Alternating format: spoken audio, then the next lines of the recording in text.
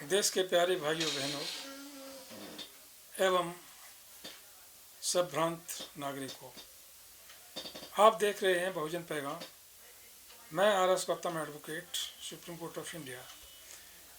आज आप लोगों के बीच 2-3 मुद्दों पर अपने विचार व्यक्त करना चाहूँगा। जैसा कि आप देख रहे हैं, अभी सोशल मीडिया पर पूरे देश भर में घमासान मचा हुआ है। घमासान इस बात का कि बीजेपी सरकार की तरफ से ये अफवाह फैलाई जा रही है कि सुप्रीम कोर्ट ऑफ इंडिया ने SC/ST वर्गों का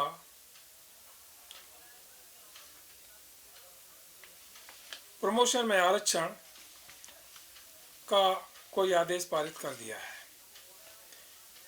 इस संबंध में सरकार ने अपनी सहमति देते हुए कहा है कि हम तो पहले ही चाहते थे, लेकिन उसमें कुछ आदेश ऐसे हुए जिसकी वजह से इसमें व्यवधान हुआ और काफ़ी लोगों को नुकसान हुआ।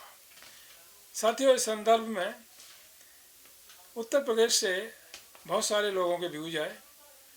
उन्होंने कहा ये बिल्कुल गलत है, मोदी सरकार ये भ्रम फैला रही है पूरे देश में लोगों को गुमराह करने के लिए। योगी सरकार अभी भी जो SC/ST कैटेगरी के लोग हैं, उच्च पदों पर हैं, उनको डिमोशन किया जा रहा है। रिजर्वेशन की प्रमोशन में बात तो बहुत दूर रही। यदि ऐसा है तो भारत सरकार को चाहिए कि जो पार्लियामेंट में बिल पेंडिंग है प्रमोशन में आरक्षण के लिए, तो वो बिल पास कर दे और प्रत्येक स्टेट को ये ऑर्डर पास करते हुए भेज दे कि 24 घंटे के अंदर अंदर इसको इम्प्लीमेंट किया जाए, तो समस्या सॉल्व हो सकती है। लेकिन ऐसा तो हुआ नहीं, वो बिल पास नहीं हुआ। ऊपर सारे का सारा बातें हो रही हैं और बीजेपी वाहवाही लूटने में लगी हुई है कि उसने SC/ST वर्गों का आरक्षण में रिजर्वेशन कंप्लीट कर दिया है। अभी आपने देखा सुप्रीम कोर्ट के 2 जजों की बेंच ने कुछ दिन पहले फैसला दिया कि SC/ST OBC वर्गों का आरक्षण और प्रमोशन में आरक्षण कोई मौलिक अधिकार नहीं है। अफसोस की बात है, आर्टिकल 16 क्लॉज 4 के तहत इन वर्गों को आरक्षण दिया गया, एक संवैधानिक व्यवस्था है। और मैं बताना चाहता हूं कि ये आरक्षण कोई इकोनॉमिक आधार पर नहीं है, ये सामाजिक आधार पर दिया गया है। 1932 में जो पूना पैक्ट हुआ था, उस समय मोहनदास करमचंद गांधी और डॉक्टर अंबेडकर जिन्होंने भारत के संविधान का निर्माण किया, उनके बीच का एक समझौता था। उसके तहत सामाजिक आधार पर आरक्षण की संरचना हुई थी। लेकिन अभी आपने देखा 2 साल पहले मोदी सरकार ने जो सामान्य वर्ग के लोग हैं उनको 10% इकोनॉमिक बैकवर्डनेस के आधार पर आरक्षण दे दिया गया, जिस संबंध में सुप्रीम कोर्ट में कई पिटीशंस लंबित हैं और माननीय सुप्रीम कोर्ट के पास इतना समय नहीं है कि उन पर वो विचार कर सके। लेकिन यदि अर्बन गोस्वामी की पिटीशन जाती है तो दूसरे दिन वो लग जाती है और उसे रिलीफ दे दी जाती है। लेकिन अन्य एडवोकेट्स हैं, उनकी 1-1 महीने 2-2 महीने से बेल एप्लीकेशन पेंडिंग है। उनकी सुनवाई होने के लिए ना हाई कोर्ट के पास टाइम है, ना सुप्रीम कोर्ट के पास टाइम है। इस तरह का दोहरा मापदंड, दोहरी पॉलिसी इस देश में अब आगे नहीं चलेगी। साथियों, मैं भी एक एडवोकेट हूँ और हम लोगों ने अभी 12 तारीख को दिल्ली हाई कोर्ट से लेकर के सुप्रीम कोर्ट तक एक प्रोटेस्ट किया था इन्हीं सब बातों को लेकर के। लेकिन अभी शायद उसका असर उतना हुआ नहीं है जितना होना चाहिए था। अभी आपने कुछ समय पूर्व देखा 3 जजों की बेंच थी, उसमें अब तो वो जज साहब अनिल मिश्रा जी थे, रिटायर हो गए हैं। उसमें ऑर्डर पास किया गया कि सुप्रीम कोर्ट आरक्षण संबंधी कोई आदेश पारित नहीं कर सकता, क्योंकि ये SC/ST OBC वर्गों का कोई मौलिक अधिकार नहीं है। ये राज्यों की इच्छा पर डिपेंड करता है, वो आरक्षण दें अथवा ना दें, प्रमोशन में रिजर्वेशन दें अथवा ना दें। यानी सुप्रीम कोर्ट, इसका मतलब ये हुआ कि सुप्रीम कोर्ट ने पल्ला झाड़ लिया।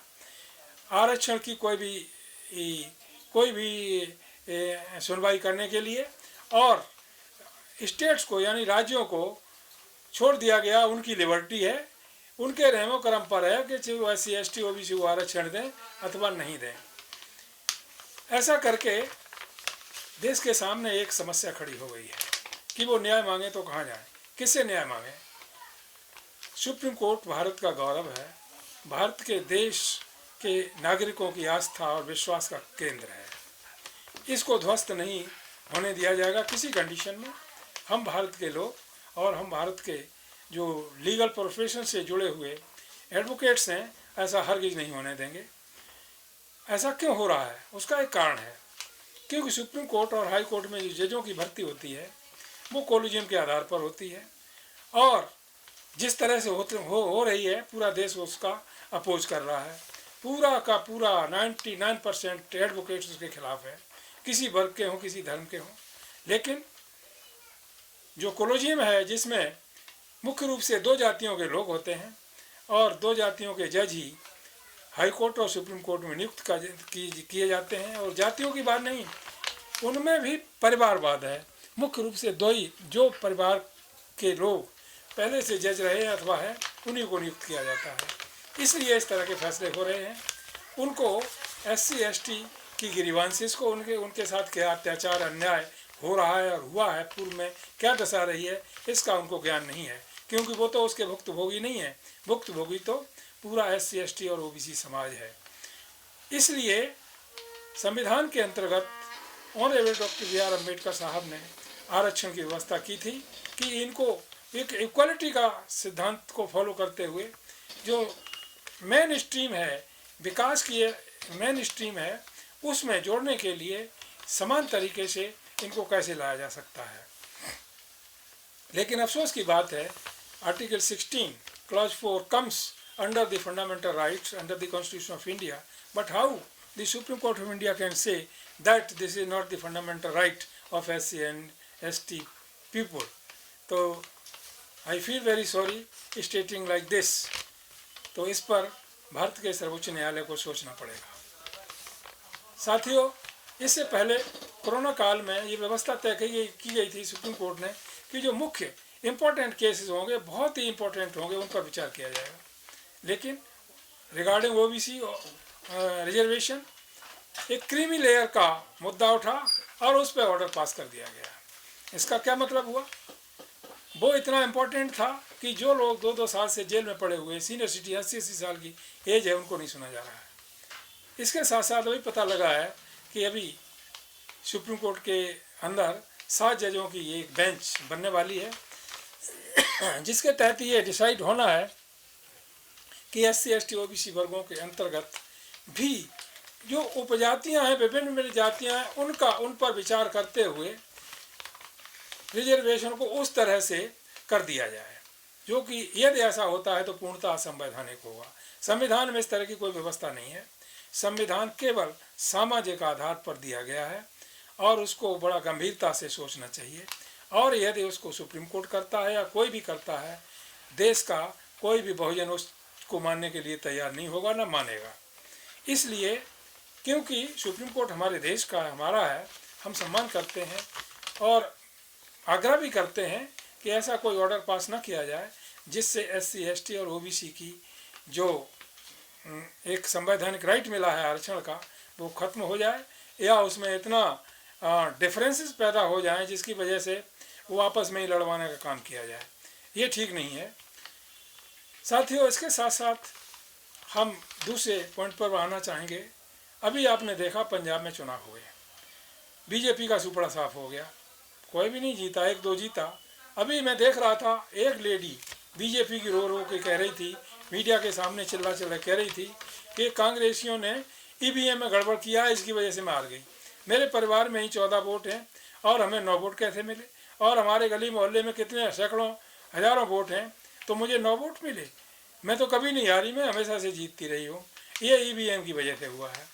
यही बात सबसे पहले लालकृष्ण आडवाणी साहब ने कही थी, कांग्रेस का जब शासन था, कि EVM पारदर्शी नहीं है, इससे पक्षपात होता है, इसको किस तरह से भी घुमाया जा सकता है, और इसमें सत्ता विशेष, पार्टी विशेष का वर्चस्व कायम हो गया, इसलिए बैलेट पेपर से चुनाव होने चाहिए। यही बात 2014 से लेकर के अब तक पूरा देश कह रहा है, सारा विपक्ष कह रहा है कि ईवीएम हटाओ, बैलेट पेपर से चुनाव कराओ। लेकिन कितने अफसोस की बात है, जब सत्ता पक्ष भी अब कहने लगा ईवीएम हटाओ, विपक्ष भी कहता ईवीएम हटाओ, सारा देश कहता ईवीएम हटाओ और बैलेट पेपर से इलेक्शन करवाओ, तो जो चुनाव आयोग है भारत का, एक संवैधानिक संस्था है, उसको क्या पड़ी है? वो ऐसी जिद पे क्यों अड़ा हुआ है जिसकी वजह से वो ईवीएम से ही चुनाव कराएगा, जबकि किसी भी देश में ईवीएम से चुनाव नहीं किए जाते हैं। तो it is the question on the election commission of India. तो इलेक्शन कमीशन को इस पर सोचना चाहिए, विचार करना चाहिए और ईवीएम के माध्यम से चुनाव कराने बंद करना चाहिए। साथियों, साथ साथ इसके इस संबंध में कुछ पिटीशंस भी सुप्रीम कोर्ट में फाइल की गई। सुप्रीम कोर्ट ने भी उनको वो पूर्ण रूप से सुना नहीं और ये कह करके टाल दिया कि इलेक्शन कमीशन पर उंगली नहीं उठाई जा सकती। Why not?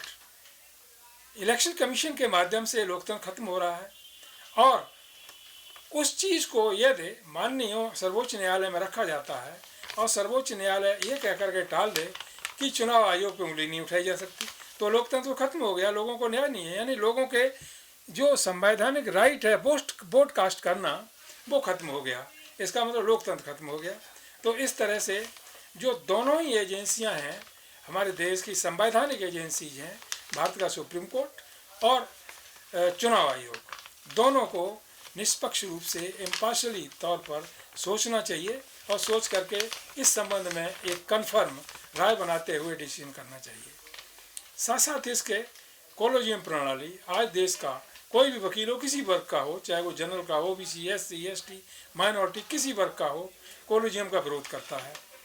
लेकिन फिर भी पता नहीं सुप्रीम कोर्ट में जो कॉलेजियम में 5 जज होते हैं, उनका क्या ऐसी जिद है या ईगो है कि वो कॉलेजियम के माध्यम से ही सुप्रीम कोर्ट और हाई कोर्ट में जजों की नियुक्त करना चाहते हैं। उसके 2 कारण हैं। एक तो ये कि ऐसा करने से पूरे हर जुडिशरी में एक परिवारवाद कायम हो गया है, जो कि साथ साथ दिखाई देता है। हाई कोर्ट का जजों की लिस्ट देख लो, किसी भी सुप्रीम कोर्ट किसी भी हाई कोर्ट की देख लो, अथवा सुप्रीम कोर्ट ऑफ इंडिया की लिस्ट देख लो, उसमें मुख्य रूप से 2 जातियों का वर्चस्व है, उनमें भी परिवारवाद स्थापित हो गया है। ये लंबे समय तक टॉलरेट नहीं किया जाएगा और देश का कोई भी वकील इस चीज़ को बर्दाश्त नहीं करेगा, क्योंकि ये न्याय हित में नहीं है और न ही देश हित में है इस तरह की व्यवस्था। भारत का संविधान एक इक्वल रिप्रेजेंटेशन का संदेश देता है, चाहे वो सुप्रीम कोर्ट हो, चाहे हाई कोर्ट हो, चाहे अन्य कोई व्यवस्था, अन्य कोई एजेंसी हो। रिप्रेजेंटेशन की बात, हम आरक्षण की बात नहीं करते, हम बात करते हैं रिप्रेजेंटेशन की। भारत के अंदर बहुत सारे धर्म हैं, बहुत सारे मजहब हैं, सभी का रिप्रेजेंटेशन अकॉर्डिंग देयर पॉपुलेशन होना चाहिए। निष्पक्ष न्याय सबको मिलेगा, किसी एक वर्ग की वहाँ पर चलेगी नहीं, न महत्व होगा उसका। तो इस तरह से न्यायपालिका को दुरुस्त बनाए रखा जा सकता है हमेशा हमेशा के लिए, जिसकी वजह से, क्योंकि पूरे देश की आस्था और विश्वास का केंद्र है भारत का सुप्रीम कोर्ट। भारत का सुप्रीम कोर्ट केवल कोर्ट ही नहीं है, वो भारत के संविधान का रक्षक भी है। और यदि भारत का सुप्रीम कोर्ट ही संविधान के विरुद्ध कुछ काम करेगा, कुछ ऐसे आदेश पारित करेगा, तो इसको कब तक बर्दाश्त किया जाएगा। इसलिए मेरी विनती है भारत के सर्वोच्च न्यायालय से, इस तरह का कोई आदेश भविष्य में पारित नहीं होना चाहिए जो संविधान के विरुद्ध हो, संविधान की विचारधारा के विरुद्ध हो, संविधान के किसी भी अनुच्छेद के विरुद्ध हो। और अभी जो लेटेस्ट 2 जजों का फैसला आया है और जिन्होंने आरक्षण का मुद्दा राज्यों पर थोप दिया है, state have been given liberty if they are interested to provide reservation to SC, ST and OBC people, they can provide, otherwise not. Otherwise it is not the fundamental right of SC, ST and OBC people in the country. ये आदेश ठीक नहीं है, हर जगह विरोध हो रहा है और इसके लिए आज लोगों की नज़र में भारत का सर्वोच्च न्यायालय जवाबदेही बन चुका है। साथियों, इस संबंध में एक बात और कहना चाहूँगा, आरटीआई कानून सब पे लागू हो रहा है, सुप्रीम कोर्ट हाई कोर्ट पे क्यों लागू नहीं हो रहा है? भाई, ये तो एक कानून है, इससे ये केवल सुप्रीम कोर्ट के जजों को बचाने का या उनको लाभ पहुंचाने का या उनकी रक्षा करने का या उनके विरोध में कोई व्यवस्था तैयार करने वाला कानून नहीं है। ये तो देश के लोगों के लिए, देश के हित में कानून बनाया गया है। इसकी इम्प्लीमेंटेशन सब पे होनी चाहिए, चाहे सुप्रीम कोर्ट हो चाहे हाई कोर्ट हो, इसमें कोई दो राय नहीं होनी चाहिए। तो मेरा ये भी एक सजेशन है और राय भी है, माननीय सर्वोच्च न्यायालय को ऐसा कोई आदेश पारित किया जाए जिसमें राइट टू इन्फॉर्मेशन RTI हर जुडिशरी पर भी लागू होनी चाहिए और जवाबदेही भी बनाया जाना चाहिए, जिसकी वजह से हर नागरिक की आस्था और विश्वास हमारे सुप्रीम कोर्ट पर और मजबूती से कायम हो सके। साथ साथ इसके साथियों, जैसा आपने देखा सारे देश में हाहाकार मचा हुआ, मोदी ने रेलवे बेच दिया, ONGC बेच दिया, एयर इंडिया बेच दिया, सारे देश को बेच दिया, सारा देश का निजीकरण कर दिया। इस संबंध में मैं एक बात कहना चाहूँगा, ये निजीकरण नहीं है, ये क्या हुआ है इसे गंभीरता से सोचने की बात है। इस तरह का करके मिस्टर नरेंद्र मोदी ने अडानी, अंबानी और जो पूंजीपति हैं उनसे एक सौदा किया गया है। क्या कि कोई एजेंसी, मान लो कोई कंपनी 5,000 करोड़ की है अथवा 50,000 करोड़ की है, उसको 5% में यानी 5,000 करोड़ की है तो 500 करोड़ में उसको बेच दो। यही हुआ ONGC का, रेलवे का, एयर इंडिया का, सबका हुआ।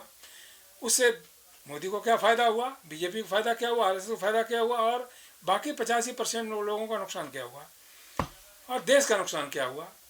देश की अर्थव्यवस्था चौपट हो गई, देश का जो कंपनीज लाभ कमा के दे रही थी वो खत्म हो गया और जो 85% लोग हैं SC ST OBC माइनॉरिटी के, उनकी भागीदारी खत्म हो गई, यानी उनका जो आरक्षण था वो खत्म हो गया, उसमें उनकी हिस्सेदारी नहीं होगी। तो इस तरह से पूरे देश की इकोनॉमी, पूरे देश का कामकाज सब चंद हाथों में चला गया। तो ऐसा करने से देश का विकास रुक गया, देश की GDP नीचे चली गई। यानी कितने शर्मनाक की बात है, आज बांग्लादेश और पाकिस्तान की इकोनॉमी भारत की इकोनॉमी से ऊपर है। इससे शर्मनाक बात क्या हो सकती है। लेकिन कितना बेशर्म है हमारे देश का मोदी मीडिया, उसे शर्म नहीं आती, फिर भी तारीफ के पुल बांधे हुए हैं, क्योंकि मोदी सरकार उसको 2,000 करोड़ रुपए पर ईयर देती है तो वो उन्हीं के गुण गाता है। जो प्रश्न किसी भी तरह के पूछने चाहिए, संबंधित प्रश्न पूछने चाहिए सरकार से, वो सरकार से कोई प्रश्न न पूछ करके विपक्ष से कोई प्रश्न पूछ रहा है। किसानों की आलोचना करना, आतंकवादी, खालिस्तानी, चाइनी और पाकिस्तानी बता देना, ये किसका काम है।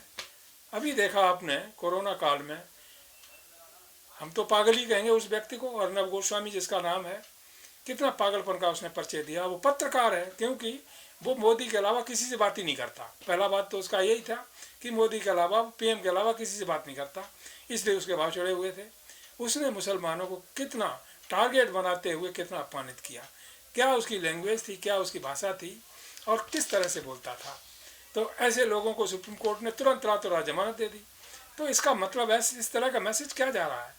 मैं माननीय सर्वोच्च न्यायालय की कोई आलोचना नहीं कर रहा हूँ, मैं वो रिकॉर्डेड फैक्ट्स बता रहा हूँ जो कि देश की जनता भी समझ रही है और उन पर मन ही मन, अंतर मन में बहुत कुछ कहना चाहती है, लेकिन क्योंकि सुप्रीम कोर्ट है इसकी वजह से कुछ कह नहीं पा रही है। इसलिए मैं माननीय सर्वोच्च न्यायालय से निवेदन करना चाहूँगा कि भविष्य में ऐसा नहीं होना चाहिए।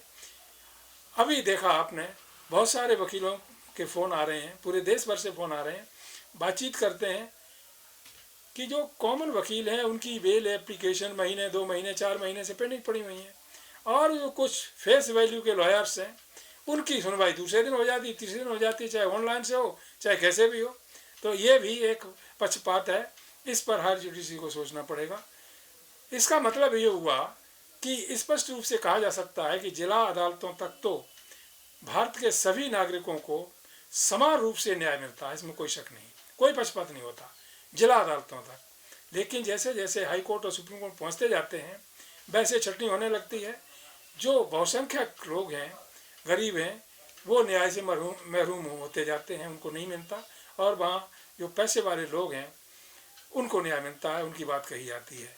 जैसा कि अभी ऑनरेबल जस्टिस दीपक गुप्ता साहब ने भी रिटायरमेंट होने के बाद उन्होंने भी कहा कि सुप्रीम कोर्ट, आज का सुप्रीम कोर्ट है, कुछ धनाढ़ लोगों की मुट्ठी में कैद हो गया है।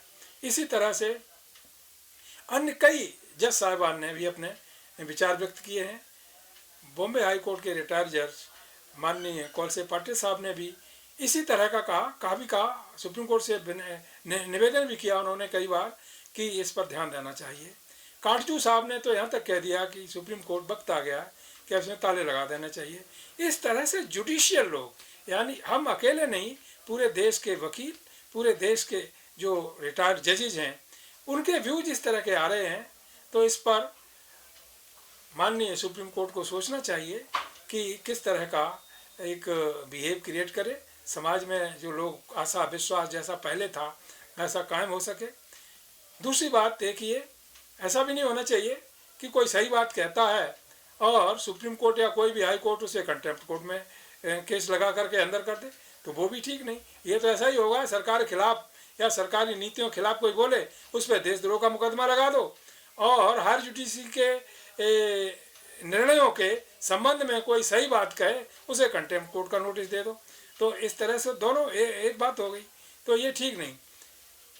ईवीएम के संदर्भ में एक बात और कहना चाहूँगा कि बीजेपी पर से कांग्रेस से बीजेपी, क्या इन्हीं ये नूरा कुश्ती हो रही है कि 10 साल ईवीएम आप रखो, 10 साल हम रखेंगे, बाकी लोग तो चले गए, उनका कोई वर्चस्व नहीं किसी तरह का। तो ये सब बंद होना चाहिए। दूसरी बात ये, अभी जो एक घमासान मचा हुआ है रिजर्वेशन संबंधी के प्रमोशन रिजर्वेशन हो गया, इस संबंध में भारत सरकार को एक क्लियर कट स्टेटमेंट जारी करना चाहिए कि असलियत क्या है प्रमोशन में reservation. whether any order have been passed by the Supreme Court of India in this regard or not, ये भारत सरकार को बताना चाहिए, क्योंकि अभी तक ना तो किसी पेपर में आया है, ना टीवी पर आया, कहीं पर भी नहीं आया है। लेकिन सोशल मीडिया में पूरी तरह से बीजेपी चिल्ला के कह रही है कि हमने ऑर्डर पास करवा दिया है या हमने ऑर्डर को लागू कर दिया है, और अब SC/ST समाज के वर्गों का जो रिजर्वेशन वो प्रमोशन में होना चाहिए था वो हमने कन्फर्म करा दिया है। कमाल की बात है, यूपी गवर्नमेंट तो अब भी कुछ जो लोग बचे हुए उनको डिमोट करती जा रही है, डिमोशन कर रही है। आप सबसे पहले एक ऑर्डर पास करो और सारे स्टेट्स को एक डायरेक्शन इशू कर दो कि भाई जो SC/ST वर्ग के लोग हैं उनका जो आरक्षण है प्रमोशन में कंफर्म कर दिया गया, उसे तुरंत 24 घंटे के अंदर फॉलो किया जाए। तब तो ठीक है, प्रचार करने से तो बात बनेगी नहीं, क्योंकि अब SC/ST और OBC के लोग इतने मूर्ख नहीं हैं, न पागल हैं, जिनको सदियों से पागल बनाया जा रहा है अब भी पागल बने रहेंगे। वो सब समझते हैं, पढ़े लिखे भी लोग हैं, वकील हैं, डॉक्टर हैं, इंजीनियर हैं, साइंटिस्ट भी हैं, सब कुछ हैं, पत्रकार भी हैं, जर्नलिस्ट भी हैं, और विद्वान भी हैं, और समाज सेवी लोग भी हैं। तो इसलिए उनको अब मूर्ख नहीं बनाया जा सकता, ज़्यादा समय तक मूर्ख नहीं बनाया जा सकता। हाँ, इतना ज़रूर है कि जो बीजेपी के लोग SC/ST या OBC से लिए गए हैं, माइनॉरिटी से लिए गए हैं, वो ज़रूर उनकी यहाँ मिला रहे हैं।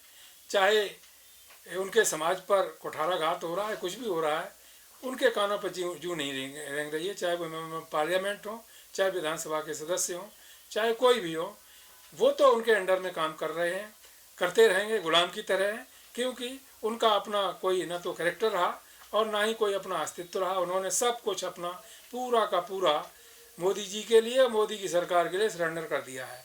लेकिन उसका मतलब ये नहीं है कि सारे देश के SC/ST और OBC समाज ने सरेंडर कर दिया है। वो आज हैं, कल नहीं रहेंगे, लेकिन समाज के लोग रहेंगे, और ये इस तरह का सिस्टम आगे नहीं फॉलो किया जाएगा। साथियों, बातें तो बहुत सारी हैं जिनके लिए काफ़ी डिबेट की भी ज़रूरत है। हम लोगों ने लीगल मैटर्स को टेकअप करने के लिए और लोगों को देश भर में SC/ST OBC माइनॉरिटी के लोगों को न्याय दिलाने के लिए, और किसी को भी न्याय दिलाने के लिए, चाहे वो सामान्य वर्ग का ही क्यों न हो, यदि उसके साथ अन्याय हो रहा है उसको भी न्याय दिलाने के लिए हम लोगों ने एक बहुजन बार एसोसिएशन नाम का एक ऑर्गेनाइजेशन बनाया है, जिसमें हमारे एडवोकेट भाई पूरे देश से भाग ले रहे हैं, जुड़ रहे हैं, और उनको जोड़ने का काफ़ी प्रयास किया जा रहा है, जिससे वो हर ज़िले में, हर स्टेट में बहुजनों को न्याय दिलाने की और किसी भी जन को न्याय दिलाने की कोशिश करेंगे, और इसे ससम्मान वो स्वीकार भी कर रहे हैं। साथियों, इसी संबंध में हमने अभी 12 फरवरी को दिल्ली हाई कोर्ट से लेकर के सुप्रीम कोर्ट तक प्रोटेस्ट मार्च किया था। ज्ञापन भी दिया गया है देखते हैं आगे चल कर के क्या उस पर कंसिडरेशन होता है, क्या नहीं होता है। आंदोलन जारी है। अभी आपने देखा, अभी जंतर मंतर पर लेटरल एंट्री के खिलाफ SC ST OBC के लोगों ने कितना विशाल प्रदर्शन किया, डेमोन्स्ट्रेशन किया, पूरे देश से लोग आए। सरकार को हो क्या गया है, मेरी समझ में नहीं आता। सरकार अभी तक तो सरकार सबसे पहला काम मोदी जी ने क्या किया, जो मोदी जी के पार्टी के लोग थे, जो लोग थे जैसे शत्रुघ्न सिन्हा, लाल कृष्ण आडवाणी, जसवंत सिंह, जो पुराने लोग थे, उनको सबको रौंदते हुए प्रधानमंत्री बन गए। उसके बाद इन्होंने क्या काम किया कि IAS जो UPSC द्वारा सिलेक्ट होते हैं, इस देश का सबसे बड़ा अधिकारी माना जाता है। गर्व होता है लोगों को अपने को IAS कहते हुए, देश के लोगों को गर्व होता है IAS बनने के लिए और IAS को देखने के, उसे काम को देखने के लिए। उन IAS को यानी UPSC को रौंदते हुए मोदी जी ने क्या काम किया कि जॉइंट सेक्रेटरी की लेटर एंट्री करा दी। डायरेक्टर भी अब लेटर एंट्री से बनेंगे, जॉइंट सेक्रेटरी भी बनेंगे, सेक्रेटरी भी बनेंगे, डिप्टी सेक्रेटरी भी बनेंगे। तो जो IAS बनते थे उनकी डिग्निटी, उनका ऑनर तो कहीं नहीं रहा, वो खत्म हो गया। क्या फ़ायदा कंपटीशन कराने से। तो इस तरह का एक जो अंधेर गर्दी इस समय पूरे देश में चल रही है, इसको बर्दाश्त नहीं किया जाएगा। और मैं गवर्नमेंट से भी ये मैसेज पहुंचाना चाहता हूं कि लेटर एंट्री हमेशा के लिए बंद करा दी जाए। ये ज़्यादा दिन नहीं चलेगी। इससे क्या हो रहा, SC ST OBC माइनॉरिटी के हक खत्म किए जा रहे हैं। उसमें एक भी बंदा SC का, ST का, OBC माइनॉरिटी का नहीं होगा। सारे के सारे बंदे वही दो ही वर्गों के जा कर के वहाँ पर, और इससे मोदी जी सिद्ध क्या करना चाहते हैं कि वो काबिल हैं। बहुत खूब, वेरी वंडरफुल थिंग, काबिल, बगैर कंपटीशन के काबिल है। एक लड़की को अभी IAS बना दिया गया, डिक्लेयर कर दिया गया। कंपटीशन किया नहीं, इंटरव्यू हुआ नहीं, टेस्ट हुआ नहीं, IAS बन गई। कैसे बन गई भाई? और काबिलियत का सर्टिफिकेट दे दिया। ये सरकार क्या कर रही है? क्या पागल हो गई है कि ऐसे लोगों को काबिलियत का सर्टिफिकेट। इसी तरह से जैसे कि नरेंद्र मोदी साहब को BJP ने काबिलियत का सर्टिफिकेट दे दिया है कि तुम सबसे बढ़िया आदमी हो और प्रधानमंत्री बनने लायक हो। बहुत बढ़िया देश को चला रहे हैं, पूरे देश को बेच दिया, गिरवी रख दिया, और कहीं मुंह दिखाने लायक नहीं है। लोग क्या क्या कहते हैं आप देखते हैं मोदी जी के लिए। ऐसा, ये तो भारत के प्रधानमंत्री का अपमान है। जैसा कि लोग कहते हैं, मोदी जी को कोई फ़र्क नहीं पड़ता किसी तरह का। इसलिए मैं मोदी जी से भी कहना चाहूँगा कि अपने मान सम्मान का ध्यान रखें और ये मान के काम करें कि वो भारत के प्रधानमंत्री भी हैं, केवल विपक्ष के लीडर नहीं हैं, क्योंकि इससे देश का गौरव, मान सम्मान जुड़ा हुआ है। इसलिए मैं एक सजेशन, काइंड सजेशन मैं देना चाहता हूँ। समझना ना समझना उनकी मर्जी पर डिपेंड करता है। साथियों, बहुत सारी चीज़ें, बहुत सारी बातें हो गई हैं। आज मैं ज़्यादा कुछ न कहकर अपनी बात को यहीं विराम देता हूँ और आप लोगों से आग्रह करता हूँ कि आप बहुजन पैगाम को देखते रहिए। बहुजन पैगाम पर जो मैसेज आता है वो जेन्युइन इन्फॉर्मेशन होती है, कोई घिसी पिटी नहीं होती, ना कोई फॉल्स इन्फॉर्मेशन दी जाती है।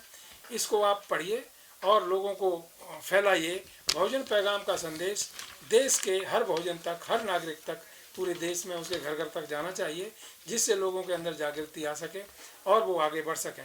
बस एक बात और कहकर के मैं अपनी बात ख़त्म करता हूँ।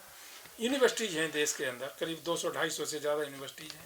वहाँ पर SC ST OBC माइनॉरिटी का कोई वर्चस्व नहीं है। कोई प्रोफेसर नहीं मिलेगा, कोई लेक्चरर नहीं मिलेगा, कोई वाइस चांसलर नहीं मिलेगा, कोई विभाग अध्यक्ष नहीं मिलेगा, कुछ एक्सेप्शंस को छोड़ करके।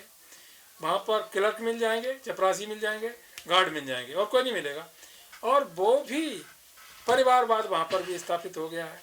इस परिवारवाद को ख़त्म करने के लिए हम सबको आगे आना होगा। इस संबंध में हम लोगों ने पूरे देश के बहुजनों को जोड़ने के लिए एक ऑर्गेनाइजेशन का नाम दिया है, ऑल इंडिया बहुजन एकता मंच। ये एक अलग से सेपरेट ऑर्गेनाइजेशन नहीं है।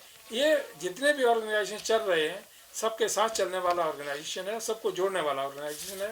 किसी तरह का अपना अलग अस्तित्व रखने वाला ऑर्गेनाइजेशन नहीं है।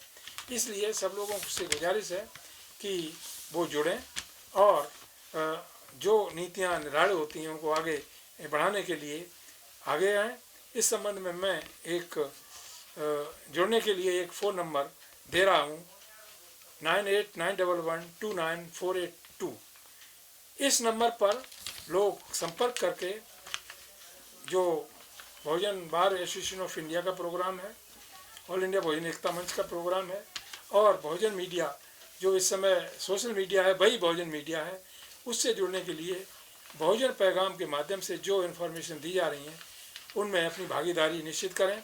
इन्हीं शब्दों के साथ इस प्रोग्राम को सब्सक्राइब करें, लाइक करें, कमेंट करें और घर घर तक पहुंचाने की कोशिश करें। जय भीम, जय भारत, नमो बुद्धाय।